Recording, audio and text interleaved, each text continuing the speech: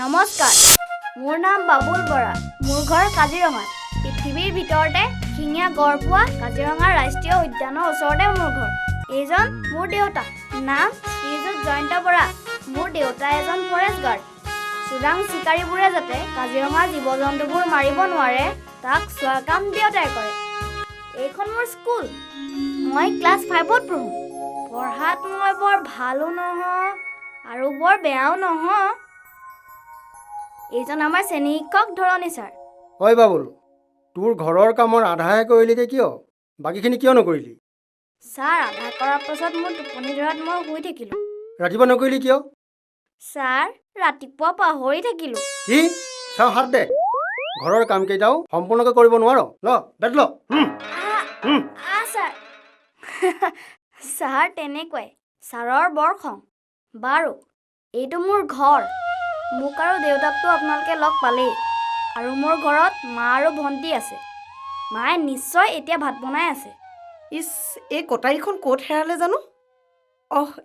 নমস্কাৰ দেই, মই বাবুলৰ মাক। এই কটাৰীখন হেৰালে বুজিছেনে? পাচলি কাটিবৰ সময়ত এতিয়া বিচাৰি নোপোৱা হ'লোঁ। এই ক'ত থলোঁ জানো পাই? মোৰ মা তেনেকুৱাই। ক'ত বস্তু থয় পাহৰি যায়। আচলতে গোটেই ঘৰখনৰ কাম অকলে কৰিব লাগে যে। মইতো তেনেকৈ বিশেষ ঘৰৰ কাম নকৰোঁৱেই। ভণ্টিও কৰিবলৈ, তাইও বৰ সৰু হৈ আছে নহয়। আপোনালোকে মোৰ ভণ্টিক লগ কৰাই নাই নহয়। এইজনীয়ে মোৰ ভণ্টি। নামটো পাপৰি বৰা। তাই আমাৰ স্কুলতে পঢ়ে, 2য় শ্ৰেণীত। তাই মোৰ দৰে দুষ্ট নহয়, বৰ ঠাণ্ডা, অনবৰতে পঢ়িয়ে থাকে। নমস্কাৰ, মোৰ নাম শ্ৰীমতী পাপৰি বৰা। মই 2য় শ্ৰেণীত পঢ়োঁ। মই সদায় পঢ়া শুনা কৰোঁ। মায়ে কয় ভাল হ'বলৈ সদায় পঢ়া শুনা কৰিব লাগে। পঢ়া শুনা নকৰাৰ কাৰণে মায়ে দাদাক সদায় গালি পাৰে। হ'ব। এইবাৰ মই আপোনালোকক বেলেগ কাৰোবাৰ সৈতে চিনাকি কৰি দিওঁ। মিণ্টু শইকীয়া। ই মোৰ লগত একেলগে পঢ়ে। আমাৰ ঘৰৰ ওচৰতে ইয়াৰ ঘৰ। ই মোৰ ভাল বন্ধু। আৰু এয়া হ'ল ৰাজা হাজৰিকা। নাম যেনে মানুহো তেনে। ই নিজকে ৰজা বুলি ভাবে। এটা মস্ত দন্দুৰা। ই আমাৰ সকলোৰে লগত সৰু সৰু কথাতে দন কৰে। এইজন ৰেঞ্জাৰ বৰ্তা বৰ ভাল। মোক আৰু ভণ্টিক খুব মৰম কৰে।